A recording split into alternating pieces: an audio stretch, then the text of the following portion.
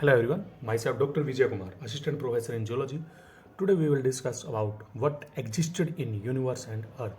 धरती पर और यूनिवर्स में क्या क्या चीज़ें देखने को आपको मिलती है। इस यूनिवर्स में जो कुछ भी है हम उसको दो कैटेगरी में क्लासीफाई कर सकते हैं, या तो वो लिविंग होंगे या नॉन लिविंग होंगे। अब लिविंग की डेफिनेशन नहीं दी जा सकती, उसको सिर्फ करेक्टराइज किया जा सकता है। अलग अलग ऑर्गेनिज्म में लाइफ के अलग अलग करेक्टरिस्टिक है, सबके अंदर हम एक पैमाना लेकर नहीं चल सकते। कहीं पर आपको रिप्रोडक्शन देखने को मिलेगा, कहीं नहीं देखने को मिलेगा, कहीं सेक्सुअल है, कहीं एसेक्सुअल है, कहीं रेस्पिरेटरी मोड अलग अलग है, तो उसको डिफाइन नहीं किया जा सकता। लाइफ स्पैन अलग अलग है। अदर प्लेनेट पर लाइफ अभी पता नहीं है, वहाँ पर डिस्कवर नहीं हुई है, अभी हम किसी निष्कर्ष पर नहीं पहुँचे। अदर प्लेनेट की जो स्टडी की जाती है उसको हम एक्सोबायोलॉजी बोलते हैं। तो हम कह सकते हैं कि दो टाइप के और चीज़ें मिल सकती है इस यूनिवर्स में, या तो वो लिविंग होगी या नॉन लिविंग होगी। लिविंग ऑर्गेनिज्म अगर आप क्लासीफाई करें तो हम उसको दो कैटेगरी में डाल सकते हैं, वन इज एसेलुलर और दूसरे सेलुलर। एसेलुलर वो ऑर्गेनिज्म जिसके पास अपना कोई सेल लाइक स्ट्रक्चर नहीं है। ऐसे केसेस में आता है वायरस, वायरोइड्स एंड प्रायन्स। पहले सेल की डेफिनेशन दी जाती थी कि भी cell structure and function unit of life, लेकिन आप देखिएगा वायरस के केस में भी उसका अपना एक स्ट्रक्चर है, एक प्रोटीन कवरिंग है और अंदर जेनेटिक मटेरियल है, डीएनए है या आरएनए है, डिपेंड करता है कौन सा वायरस है, डीएनए वायरस या आरएनए वायरस। उसका स्ट्रक्चर भी और फंक्शन भी काम करता है। सिमिलर इस केस विद वायरोइड्स, जो एक सिंगल स्टैंडर्ड आरएनए मॉलिक्यूल है, उसका स्ट्रक्चर भी और फंक्शन में भी काम करता है। प्रायन्स जो कि एक मिसफोल्डेड प्रोटीन्स हैं, वो उसके स्ट्रक्चर में भी काम करते हैं और फंक्शन भी उसका करते हैं। दूसरी तरफ अगर सेलुलर ऑर्गेनिज्म की बात करें, जहाँ एक लिक्विड कंपार्टमेंट, सेल की जो लेटेस्ट डेफिनेशन आपको बता दूं मैं, कि सेल को अगर एक लिक्विड कंपार्टमेंट है जिसको सराउंड किया गया लिविंग मेम्ब्रेन के द्वारा, जिसको हम प्लाज्मा मेम्ब्रेन या सेल मेम्ब्रेन कहते हैं, तो ऐसे सारे ऑर्गेनिज्म जिसके पास एक लिक्विड कंपार्टमेंट है, अब ये डिपेंड नहीं करता कि उसमें न्यूक्लियस है, न्यूक्लियर मेम्ब्रेन है या नहीं है, वो फर्दर बात है। लेकिन यहाँ पर अगर एक लिक्विड कंपार्टमेंट जिसको आप साइटोप्लाज्म या साइटोसोल बोल रहे हैं, उसको एक लिविंग मेम्ब्रेन सराउंड किया गया, तो ऐसी स्ट्रक्चर को हम सेल कहते हैं, जो कि वायरस, वायरोइड्स और प्राइन्स में नहीं है। तो ऐसे सारे ऑर्गेनिज्म जिसके पास ऐसी चीज़ मिलती है, ये सेल लाइक स्ट्रक्चर मिलेगा, उनको हम सभी को एक ही कैटेगरी में डालते हैं, that is the cellular organism. और जहाँ ये चीज़ नहीं मिलती उनको हम एसेलुलर ऑर्गेनिज्म की कैटेगरी में रखते हैं। Now classifying this cellular organism, now जहाँ पर सेल लाइक स्ट्रक्चर है, एक लिक्विड कंपार्टमेंट है जिसको आप साइटोसोल बोलते हैं या साइटोप्लाज्म बोलते हैं, उन ऑर्गेनिज्म को हम अब कैटेगराइज करते हैं। प्राइम बेसिस इनको ऑर्गेनिज्म को कैटेगराइज करने का है कि whether there is a defined nucleus है या नहीं है, एक इंटैक्ट न्यूक्लियर मेम्ब्रेन वहाँ प्रेजेंट है या नहीं है। अगर वहाँ पर एक इंटैक्ट न्यूक्लियर मेम्ब्रेन प्रेजेंट नहीं है, साइटोप्लाज्मिक मटेरियल और न्यूक्लियोप्लाज्मिक मटेरियल, क्रोमोसोम, वो उनके बीच में कोई क्लियर कट बाउंड्री नहीं देखने को मिल रही है, क्लियर बाउंड्री नहीं है, तो ऐसे ऑर्गेनिज्म को हम बोलते हैं प्रो का मतलब पहले, कैरियोटिक मतलब न्यूक्लियस, न्यूक्लियस से पहले के जो ऑर्गेनिज्म थे ऐसे ऑर्गेनिज्म को हम बोलते हैं प्रोकैरियोटिक ऑर्गेनिजम्स।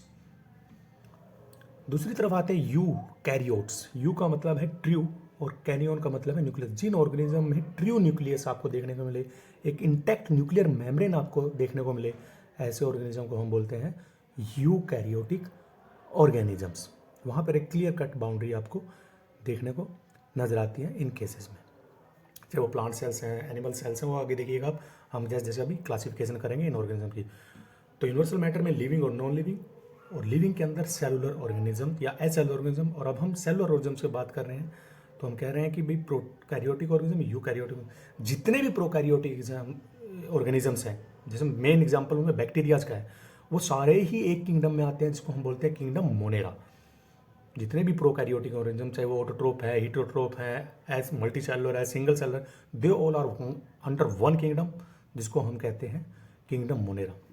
अब हम क्लासीफाई करते हैं यूकैरियोटिक ऑर्गेनिज्म, जिनके पास एक ट्रू न्यूक्लियस है, ऐसे ऑर्गेनिज्म को हम क्लासीफाई करते हैं। यूकैरियोटिक ऑर्गेनिज्म को हम दो कैटेगरीज में क्लासीफाई कर सकते हैं, एक यूनिसेलुलर, यूनि का मतलब सिंगल, और मल्टी सेलुलर यूकैरियोट। ऐसे ऑर्गेनिज्म जिनके पास ट्रू न्यूक्लियस है और वो सिंगल सेल्ड है, मल्टी सेलुलर उनके अंदर नहीं, एक ही सेल है, वही सब कुछ करते हैं, तो ऐसे ऑर्गेनिज्म हम बोलते हैं यूनिसेलुलर यूकैरियोट्स। उसमें आपका प्रोटोजोन्स, डायटम्स, यूग्लिना जिसको प्लांट और एनिमल का बीच का कनेक्टिंग लिंक भी बोलते हैं, ये सारे के सारे यूनिसेलुलर यूकैरियोट एक किंगडम में आते हैं जिसको हम बोलते हैं किंगडम प्रोटिस्टा। सारे यूनिसेलुलर यूकैरियोट एक किंगडम में आते हैं, किंगडम प्रोटिस्टा। अब मल्टी सेलुलर यूकैरियोट्स, जिन यूकैरियोट्स के पास ट्रू मल्टी सेलुलर स्ट्रक्चर देखने को मिलता है, उनको दो कैटेगरीज में फर्दर क्लासीफाई करते हैं हम लोग, वन इज ऑटोट्रोप्स और दूसरा हिटोट्रोप्स। ऑटोट्रोप का मतलब है जब अपना खाना खुद बना सकते हैं by the activity of photosynthesis. Photosynthesis कहाँ होगी, जहाँ क्लोरोफिल आपको देखने को मिलेगा। ऐसे सारे ऑर्गेनिज्म जहाँ पर फोटोसिंथेटिक एक्टिविटी देखने को मिले और वो मल्टी सेलुलर है, यूकैरियोट है, ऑटोट्रोप्स हैं, तो वो सारे एक किंगडम के अंदर आते हैं, kingdom Plantae. Multi cellular eukaryotes का दूसरी कैटेगरी है हिट्रोट्रोप्स, जो दूसरे के ऊपर डिपेंडेंट होते हैं, बेसिकली प्लांट्स के ऊपर वो डिपेंडेंट होते हैं, अदर ऑर्गेनिज्म में भी होते हैं लेकिन बेसिकली प्लांट्स के ऊपर वहाँ फोटोसिंथेसिस है। हिट्रोट्रोप्स के अंदर आपको कोई फोटोसिंथेटिक एक्टिविटी, प्रकाश संश्लेषण की क्रिया देखने को नहीं मिलती, क्योंकि वहाँ पर कोई क्लोरोफिल आपको देखने को नहीं मिलेगा। तो ऐसे सारे ऑर्गेनिज्म दूसरे पे डिपेंड होते हैं, तो उसको हम बोलते हैं हिटरोट्रोपिक यूकैरियोट्स। अब जितने ऑटोट्रोपिक यूकैरियोट्स ऑर्गेनिज्म हमने उसको कहाँ डाल दिया, किंगडम प्लांटे में, किंगडम प्लांटे में। अब हिटरोट्रोपिक यूकैरियोट्स की अगर आप बात करें तो जितने भी हिटरोट्रोपिक यूकैरियोट जो दूसरे पे डिपेंडेंट है, ट्रू न्यूक्लियस है उनके पास का, तो इतने सारे के सारे मल्टी सेलुलर ऑर्गेनिज्म यूकैरियोट, उनको हिटरोट्रोप्स में हमने क्लासीफाई किया हुआ है। अब उनमें दो कैटेगरी पॉसिबल है कि वहाँ पर सेल वॉल प्रेजेंट है या नहीं है। अगर हिटरोट्रोपिक यूकैरियोट मल्टी सेलुलर ऑर्गेनिज्म में अगर प्रेजेंट है सेल वॉल तो उसको हम बोलते हैं किंगडम फंजाई। अगर वहाँ पर सेल वॉल नहीं प्रेजेंट है तो हम उनको बोलते हैं किंगडम एनिमेलिया। यहाँ पर किंगडम फंजाई के अंदर जो सेल वॉल आपको देखने को मिलेगी वो काइटिन की बनी होती है। अब हम बात करते हैं किंगडम एनिमेलिया। किंगडम प्लांटे को हम चार कैटेगरी में वैसे क्लासीफाई कर सकते हैं, bryophyta, pteridophyta, gymnosperm and angiosperm. Major kingdom जो जूलॉजी पॉइंट ऑफ व्यू से बहुत इंपॉर्टेंट है, किंगडम एनिमेलिया। किंगडम एनिमेलिया को प्राइम बेस पे दो कैटेगरी में डिवाइड किया जाता है, ऑन द बेसिस ऑफ कि नोटोकोड प्रेजेंट है या नहीं। ये बहुत गलत कैटेगराइजेशन है। उसमें एग्जैक्ट कैरेक्टराइजेशन ये है कि नोटोकोड लाइफ की किसी भी स्टेज पर अगर प्रेजेंट है या नहीं है, किसी भी स्टेज पर, एक भी स्टेज पे प्रेजेंट है नोटोकोड तो हम उसको कोर्डेट में डालेंगे। अगर लाइफ की एक भी स्टेज में प्रेजेंट नहीं है तो हम उसको बोलते हैं नॉन कोर्डेट्स। ऐसे ऑर्गेनिज्म जहाँ नोटोकोड किसी भी स्टेज में प्रेजेंट नहीं है तो हम उनको नॉन कोर्डेट्स बोल रहे हैं। उसके अंदर आता है आपका फाइलम पोरीफेरा जिसमें स्पॉन्जेस आएंगे, फाइलम सिलेंट्रेटा जिसमें हाइड्रा आएगा, प्लेटी हेलमिंथी जहाँ फ्लैटवर्म्स, टेनिया, सोलियम आएंगे, एस्के हेलमिंथी जहाँ निमाटोड्स आएंगे आपके, एस्कैरिस आएगा, एनिलिडा जहाँ अर्थवॉर्म की बात करते हैं, अर्थ्रोपोडा जितने भी इंसेक्ट है लार्जेस्ट किंगडम बोला जाता है, मोलस्का सेकंड लार्जेस्ट किंगडम, जैसे सेल है, सेल कैरिंग ऑर्गेनिज्म आपको देखने को मिलेगा, काइनोडर्मेटा है आपका जहाँ पर आपको स्टारफिश देखने को मिलेगी, या आपका हेमिकोडेट जो पहले कोडेटा में इंक्लूड होते थे अब नॉन कोडेट्स में आते हैं, कंसिडर वहाँ ब्लैनोग्लोसिस उसका एग्जाम्पल है। बात करें कोडेट्स की, ऐसे ऑर्गेनिज्म अगर किसी भी स्टेज ऑफ लाइफ में अगर वहाँ पर नोटोकोड प्रेजेंट है तो ऐसे ऑर्गेनिज्म को हम बोलते हैं कोडेट्स। अब कोडेट्स के अंदर भी दो पॉसिबिलिटीज है। पहली पॉसिबिलिटी है प्रोटोकोडेट्स की, ऐसे ऑर्गेनिज्म जहाँ नोटोकोड तो प्रेजेंट है लेकिन वो वर्टिबल कॉलम में चेंज नहीं हो रही। अब वहाँ प्रोटोकोडेट्स के अंदर पहली अगर मैं बात करूँ यूरोकोडेट्स की, तो यूरोकोडेट्स ऐसे कोडेट्स हैं जहाँ पर नोटोकोड प्रेजेंट तो है लेकिन वो लार्वल स्टेज में है और लार्वा की भी सिर्फ स्टेल स्टेज में आपको देखने को मिलेगी, तो ऐसे ऑर्गेनिज्म हम बोलते हैं यूरोकोडेट। दूसरी प्रोटोकोडेट्स में कैटेगरी है सिफेलोकोडेट्स की। यहाँ पर भी क्या है, नोटोकोड तो प्रेजेंट है लेकिन वो थ्रू आउट द लाइफ है और हेड से लेकर टेल तक प्रेजेंट है, तो ऐसे ऑर्गेनिज्म को हम बोलते हैं सिफेलोकोडेट्स। लेकिन यहाँ पर प्रोटोकोडेट में प्रॉब्लम क्या है कि नोटोकोड अभी कन्वर्ट नहीं होती वर्टिब्रेट में। अगर नोटोकोड वर्टिबल कॉलम में चेंज हो जाए अडल्ट के दौरान, बैकबोन जिसको आप बोलते हैं, तो ऐसे और कोडेट्स को हम बोलते हैं वर्टिब्रेट्स। अब इसमें दो डिवीजन देखने को मिलती है, वर्टिब्रेट में दो डिवीजन देखने को मिले, एक एग्नेथोस्टोमेटा और दूसरा ग्नेथोस्टोमेटा। एग्नेथोस्टोमेटा उसको बोलते हैं हम जहां पर जो नहीं होते। यहाँ पर एक सिंगल क्लास है इस डिवीजन के अंदर, that is class Cyclostomata. Class Cyclostomata जहां पर जो प्रेजेंट नहीं है, एग्नेथोस्टोमेटा का पार्ट है। ग्नेथोस्टोमेटा दूसरा डिवीजन है वर्टिब्रेटा का, जहां पर जो प्रेजेंट होते हैं उसको दो मेन सुपर क्लासेस में क्लासिफाई किया जाता है on the basis of mode of locomotion के लिए क्या उनके पास प्रेजेंट है, पाइसिस और टेट्रापोडा। अगर 4 लिम्स वहां प्रेजेंट है तो उसको बोलते हैं टेट्रा। टेट्रा मीन्स 4, पोडा मतलब पाँव, लिम्स अगर 4 पाँव आपको वहां देखने को मिलते हैं तो ऐसे जो बोलते हैं टेट्रापोडा, जिसके अंदर क्लासिफिकेशन फिर फर्दर क्लासेस देखिए आप, कॉन्ड्रिक्थिस जिसको आप क्या बोलते हैं cartilaginous fishes, Osteichthyes bony fishes, amphibia जिसमें आप फ्रॉग देखने को, रेप्टिलिया, वॉल लिजार्ड का केस देखने को मिलेगा, एव्स, बर्ड्स और मैमल जिसमें ह्यूमंस वगैरह आते हैं आपकी।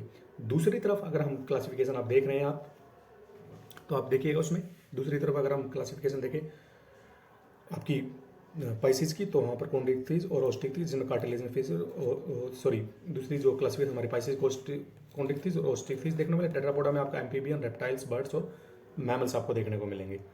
अगर मैं ओवरऑल अब बात करता हूँ तो 5 किंगडम सिस्टम दिया गया था आर.एच. विटाकर जी के द्वारा।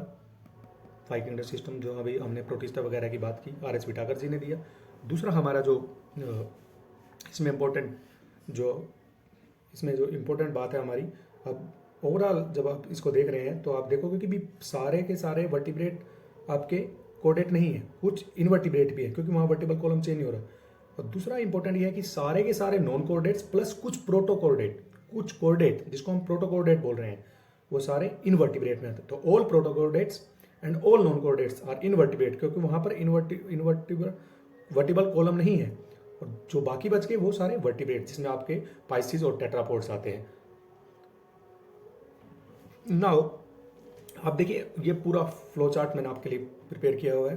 अब दोबारा इसको समराइज किया हुआ है मैंने इसी फ्लो चार्ट के अंदर। आप देखिए, यूनिवर्सल मैटर को हम क्लासीफाई करते हैं, जितना भी यूनिवर्स में जो कुछ भी प्रेजेंट हो, या तो लिविंग है या नॉन लिविंग है। अदर प्लैनेट पे लाइफ का हमें नहीं पता। लिविंग के केस में या तो सेलुलर होगा या एसेलुलर होगा। एसेलुलर का मतलब है जहाँ सेल स्ट्रक्चर नहीं है, जैसे आपका प्रायंस है, वायरोइड्स हैं, या फिर आपका वायरसेज हैं, चाहे वो डीएनए वायरस हैं या आरएनए वायरस है, वो मैटर नहीं करता यहाँ पर। दूसरी तरफ आप देखिए तो सेलुलर ऑर्गेनिज्म के अंदर हम क्लासीफाई किया हुआ है प्रोकैरियोट्स में, यूकैरियोट्स में, ऑन द बेसिस जो कि न्यूक्लियर इंटैक्ट मेम्ब्रेन है या नहीं है। अगर इंटैक्ट मेम्ब्रेन है तो हम उसको यूकैरियोट बोल रहे हैं, अगर इंटैक्ट मेम्ब्रेन नहीं है तो हम उसको प्रोकैरियोट बोल रहे हैं। यूकैरियोट को फिर हमने क्लासीफाई किया हुआ है कि यूनिसेलुलर है या मल्टी सेलुलर है। जितने भी यूनिसेलुलर यूकैरियोट्स हम उसको एक ही किंगडम के अंदर रखते हैं, किंगडम